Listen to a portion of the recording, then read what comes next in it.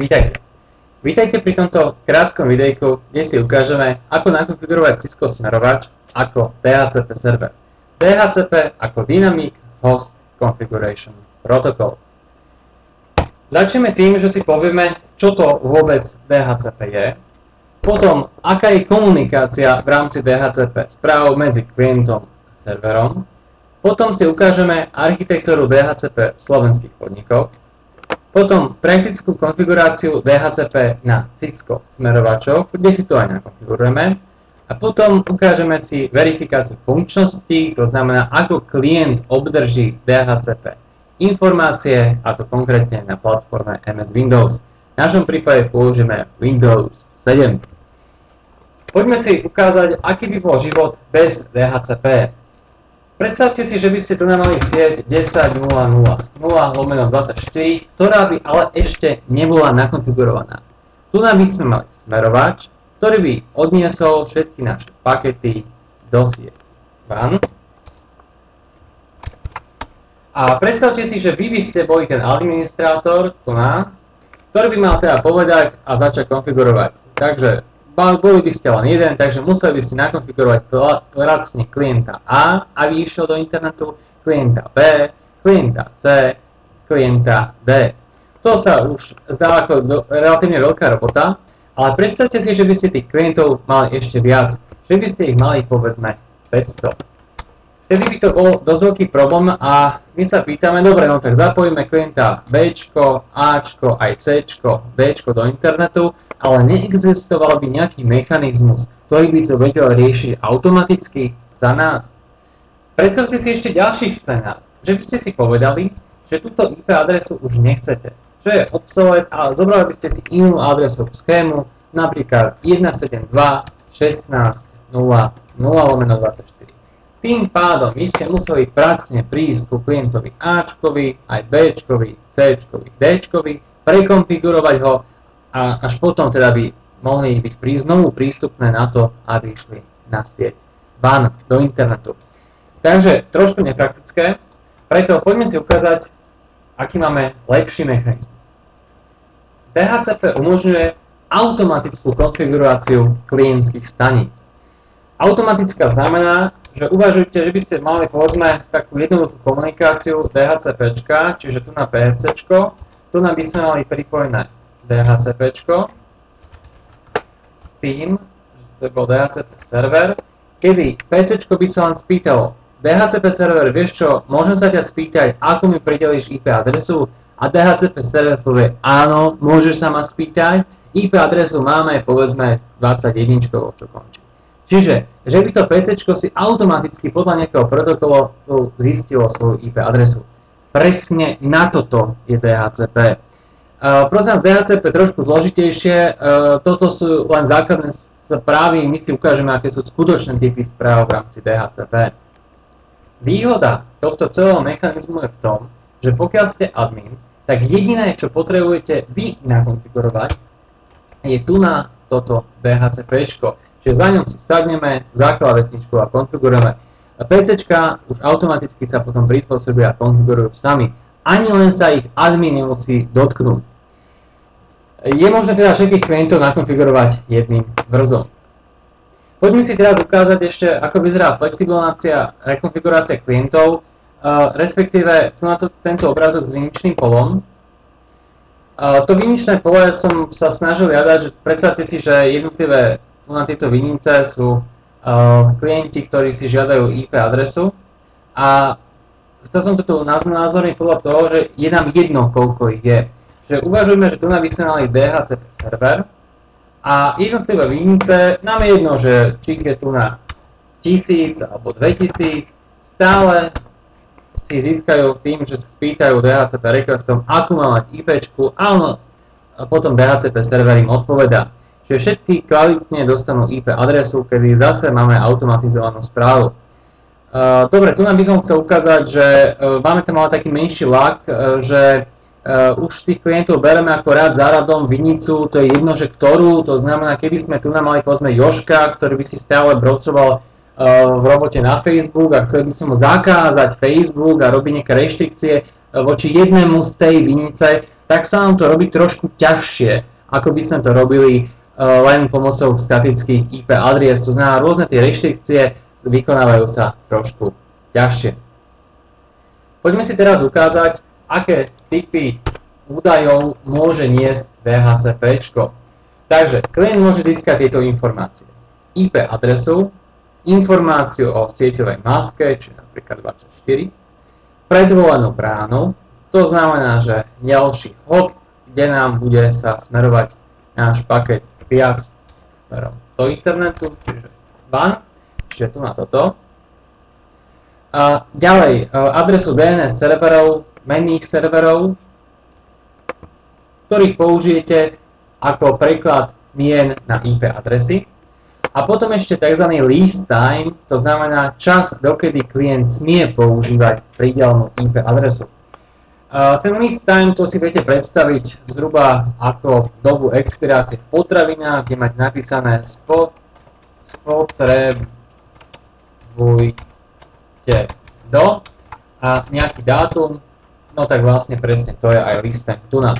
Ja by som to ukázal ešte na tejto ukážke, ako by vyzeralo, keby DHCP server pridelil IPčku aj po dátume splatnosti. Zoberte si, že tu by sme mali DHCP server a tu by sme mali klienta A, ktorý by tú DHCP informáciu požadoval. To znamená, spýtal by sa DHCP servera, vie čo DHCP server, akú má mať IPčku, a DHCP server odpovedá, no napríklad tu nám máš koncovku 21. S tým, že táto lease time informácia ešte je o tom, že mu poviem, dobre, máš 21, ale máš ju povedzme len na 14 dní. Zajímavé na tom to, že momentálne neexistuje v tom DHCP nejaký predvolený mechanizmus, ktorý by umožnil vykonať reštrikcie voči Ačku na to, keď to bude mať viac ako 14 dní. Jediné, čo DHCP server môže urobiť, je, že prideli tú IPčku niekomu inému.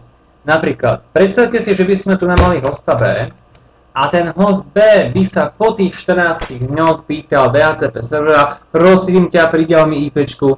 DHCP server odpovedá, dobre, dostaneš napríklad tiež tú 21, lebo ja registrujem v svojej databáske, že 21 je voľná. A jediné, čo by tu nám mohlo nastať, takto konflikt IP adries, kedy by sa ani Ačko, ani nakoniec Bčko nedostalo do netu. Takže takýto maximálne ako mechanizmus tam je. Poďme si teraz ešte ukázať nejaké detailíčky o DHCPčku. V prvom rade, čo by ste mali vedieť, je ešte to, že DHCP funguje na nezabezpečenom, respektíve protokole bez spojení UDP, s tým, že klient používa port 68 a server port 67. My si to budeme odchytávať v Wiresharku, takže nebojte sa o to. To vás ešte len čaká. No a potom ešte, čo by ste mali vidieť, že ďalší zdroj informácií o DHCPčku je toto IETF RFC 2131. IETF ako Internet Engineering Task Force, keby drží všetky informácie cross-platform, čo sa týka protokolov IP. Poďme si to ešte ukázať teraz na nete, že ako to vyzerá. Všetky tieto relevantné informácie získate zo stránky IETF.org, kde keď si preklikáte na RFC 2131, tak by sa vám mal zjaviť na Dynamic Host Configuration Protocol. Je z marca 97, ktorý teda hovorí vetu po vete ako zákon, čo všetko by ten DHCP server a klient mali v sebe mať a obsahovať. By som chcel povedať maximálne toľko tomu, že veľmi dobre sa číta toto RFC a všetko, nie je to až tak dlhé, má to maximálne tých 45 stránoček, takže doporučujem si to určite k tomu prečítať. Pre výrobcov DHCP serverov a klientov je toto hotová biblia. Poďme sa teraz pozrieť na typy správ v DHCP komunikácii. Takže dáme si to tu. Viete čo, takto, v prvom rade, aby sme sa v tom trochu vyznali, tak všetko to, čo nakreslím červeným, tak je broadcast. Všetko to, čo budem kresliť zeleným, tak bude unicast. Poďme sa teraz pozrieť, ako vyzerá tá komunikácia medzi klientom a serverom.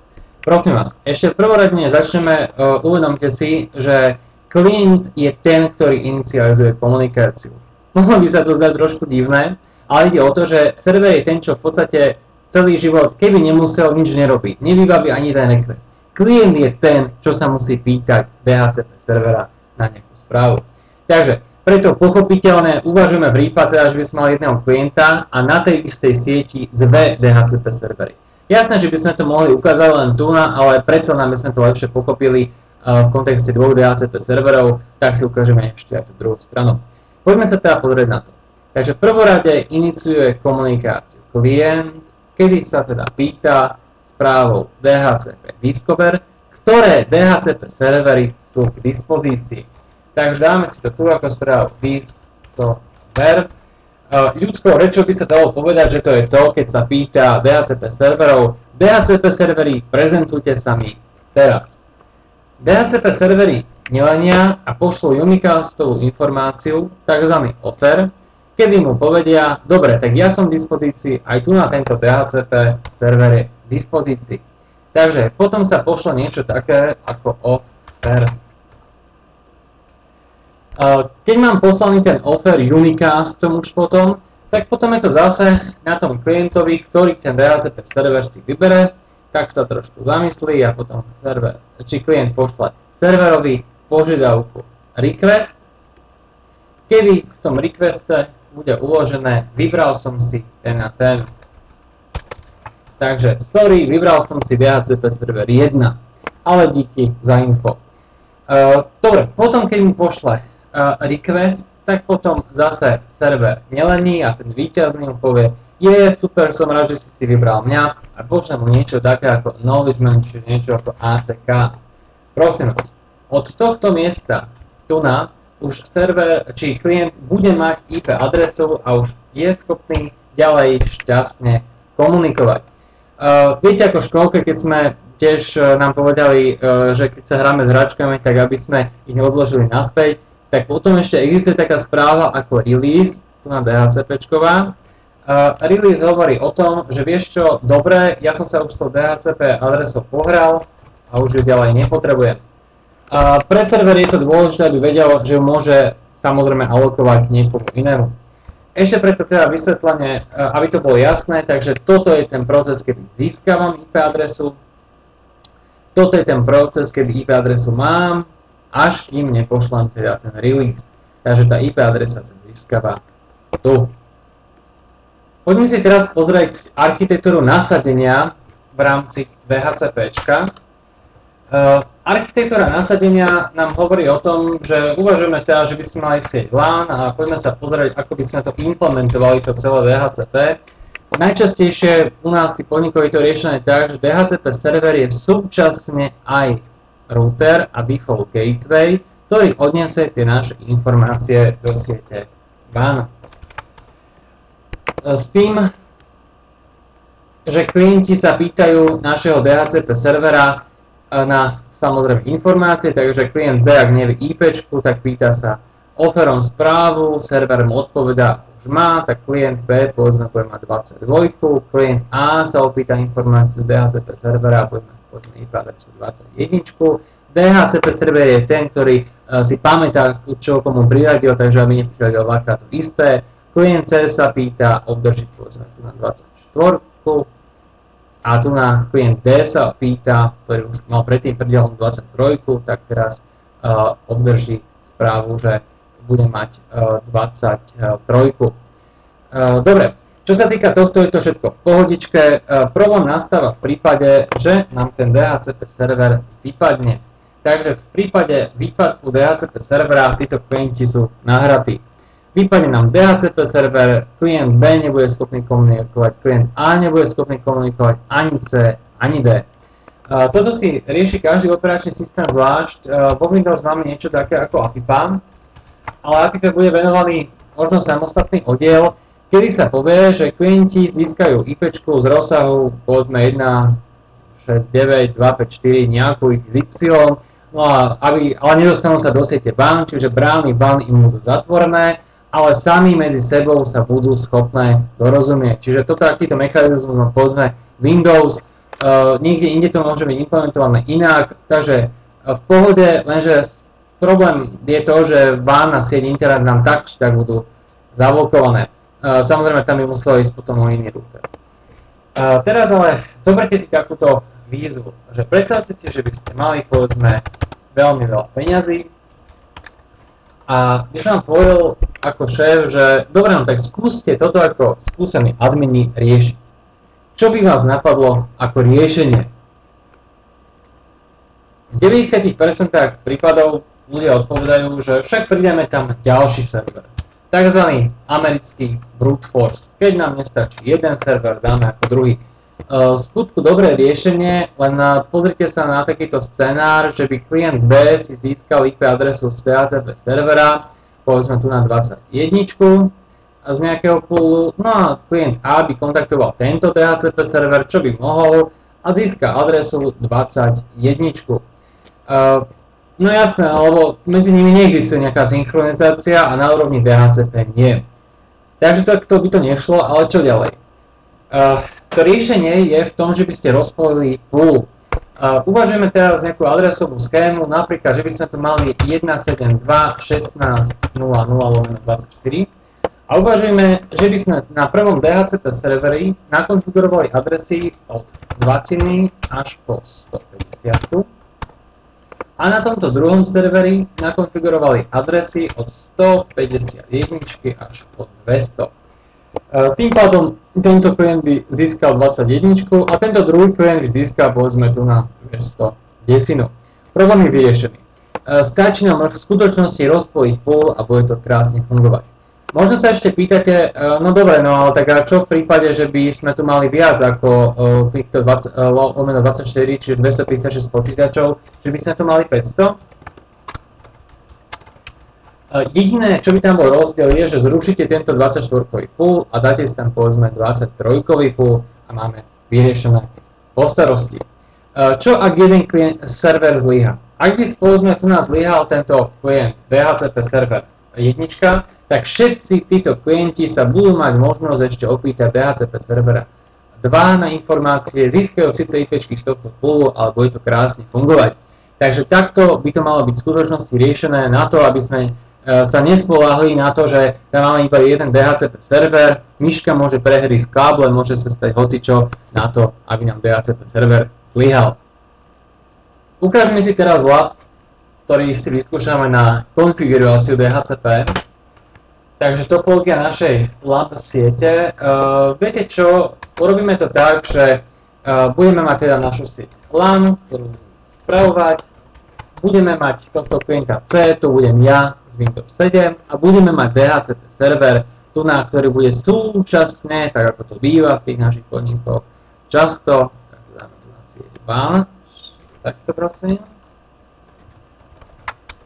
ktorý bude teda default gateway, bude zároveň aj DNS server a bude zároveň aj DHCP server a všetci títo klienti sa budú pýtať môjho DHCP servera na informácie o IPčke, sieťovej maske, DNSu a default gateway.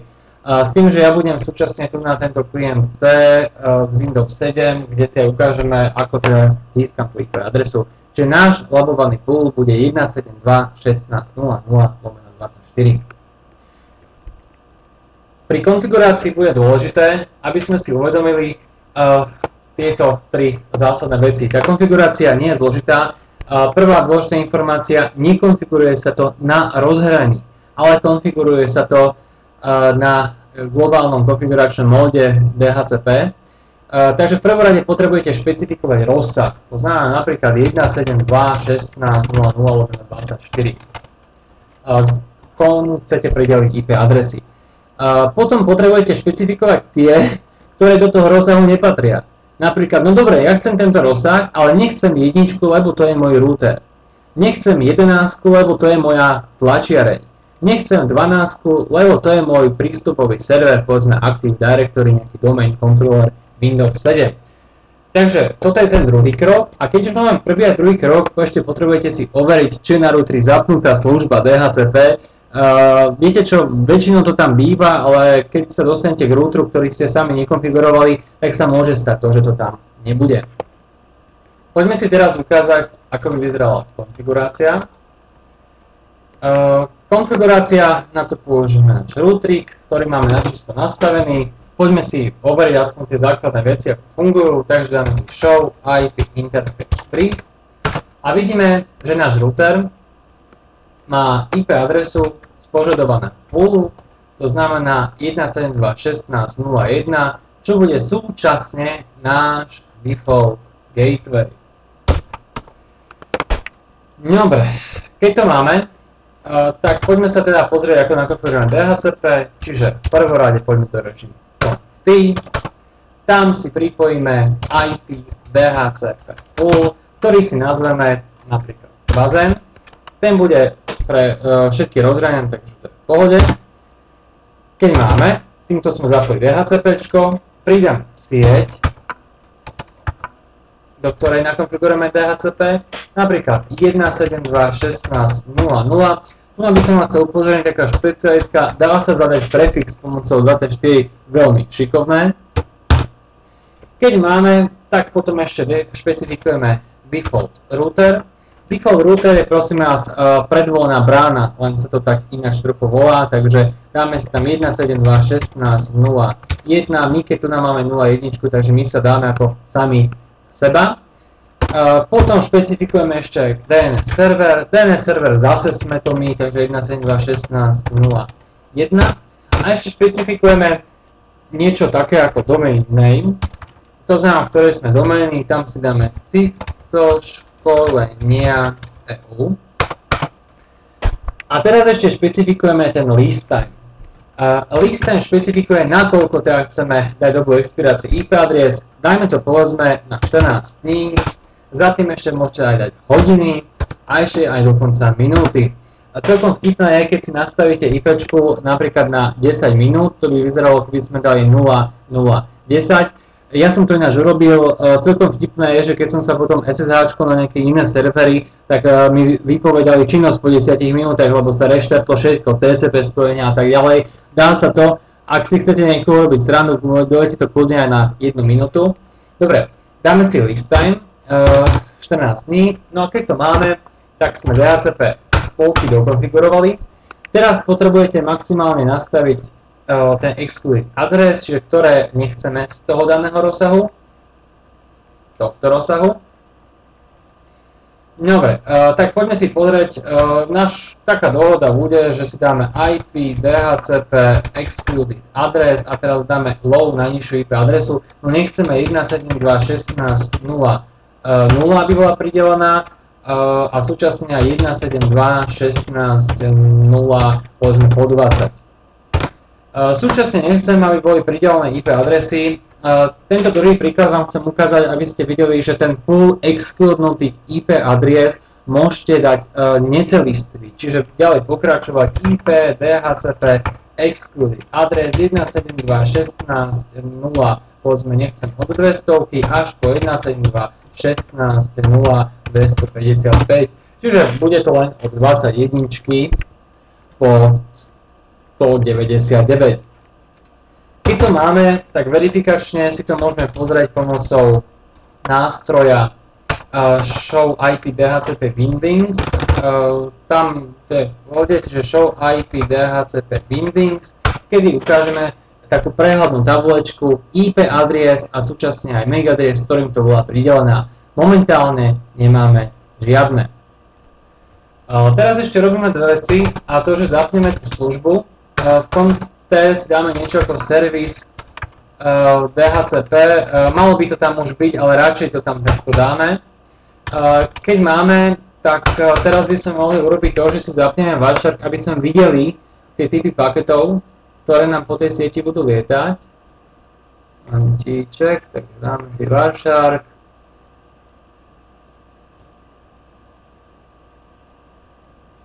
Dáme si toto prvé rozhranie a dáme Start. Aby sme tam nechytali všetky tie pakety aj v tom výstupe, vidíte, bude to kopec, takže dáme si tu radšej boot TP, čo je signalizácii Wiresharku aj DHCP správy, takže momentálne nemám žiadne. Teraz zoberieme si klientského hosta. Tu nám mám počítač z Windows 7, ako vidíte. Dáme si jeho IP config a vidíme, že momentálne má IP adresy 10, 1.1.41, čo sú moje, to sú alternatívne IP adresy, že keď nezískaš IP adresu z DHCP, daj si takúto.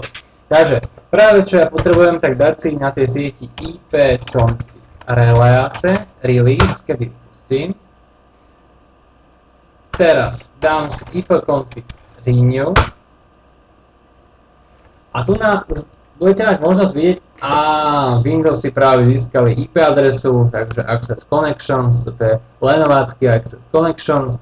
Ja si to môžem pozrieť tak, že keď som zase ipconfig more, tak už mám IP adresu Cisco školenia EU z domény 172.16.0.21, všimnite si hneď prvá z toho rozsahu, subnet mask 255.255.255.0.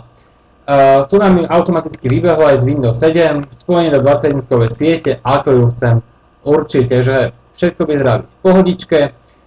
Ešte jednu vec vám chcem ukázať, skúsme si teraz, máme aj default gateway, pingnúť default gateway pomocou ping 172.16.0.1, čiže ja pingujem default gateway z mojej 21-kovej adresy, všetko krásne funguje. Poďme si ešte teraz ukázať toto, že keď si dám takú voľbu ipconfig all, tak sa mi tam ukážu ešte aj tie list timey. Tie list timey máte možnosť sledovať tu, kedy teda súčasne máme DHCP server, IP adresy tu na od 6. júla 2012 až po 20. júla 2012 budem mať IP adresu k dispozícii. Súčasne tu mám default gateway, DHCP server, aj DNS server, takže som plne vybavený s doménou Cisco školenia EU, aby som mohol ísť na internet. Poďme sa ešte teraz pozrieť na ten Wireshark, čo nám odchytil. Takže momentálne máme správu Discover, ktorú som teda poslal dvakrát, Offer, Request, ACK a ACK. Teraz si ešte pozrite takú jednu vec, že dôkaz namiesto slibov, že tu máme user datagram protokol, to znamená, funguje nám to všetko pod UDP.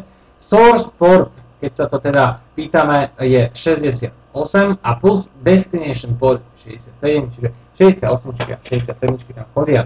Všimnite si, Discover bol poslaný na destináciu 255.255, čiže broadcast.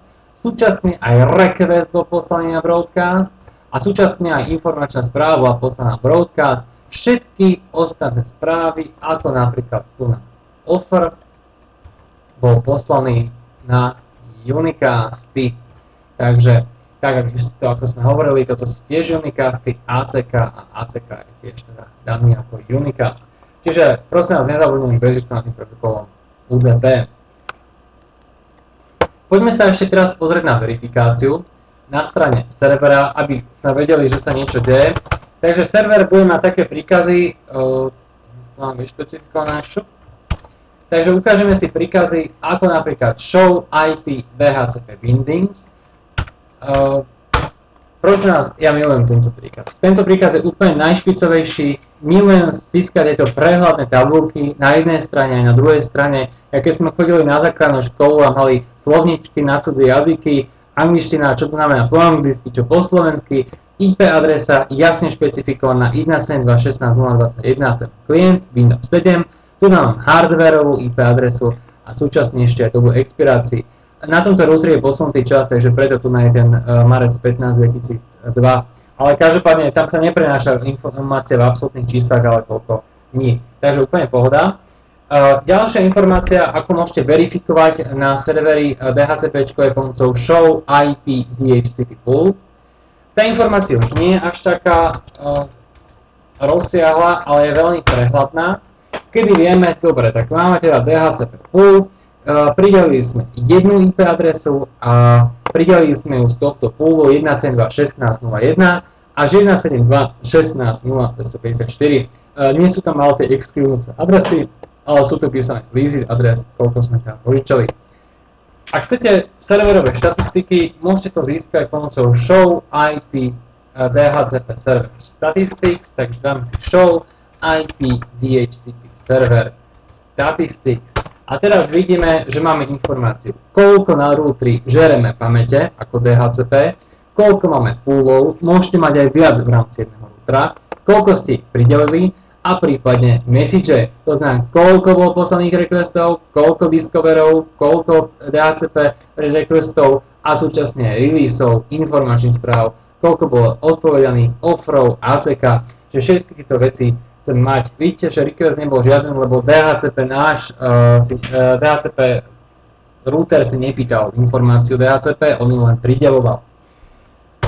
Dobre, keď to máme, tak máme DHCP úspešne nakonfigurované. Dáme si to ešte raz, aké tu milúčke celý ten výpis. No, ja verím, že to bolo pre vás užitočné. Ďakujem vám veľmi pekne za informácie, ktoré teda môžete ďalej spracovať a všetky ďalšie informácie získate do stránky www.ciscoškolenia.eu. Ďakujem veľmi pekne.